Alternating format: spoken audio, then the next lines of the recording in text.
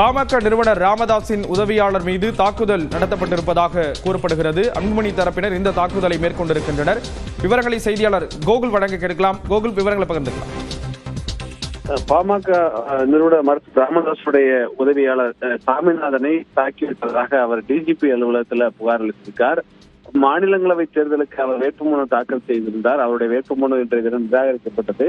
அதே நேரத்தில் பாமக தலைவர் அன்புமணியுடைய வேட்புமனுவை நிராகரிக்க வேண்டும் என்று அவர் தேர்தல் நடத்தும் அதிகாரியிடம் முறையிட்டிருக்கிறார். அப்போது பாமக இரு தரப்பிடையே அங்கேயும் வாக்குவாதம் ஏற்பட்டிருக்கிறது.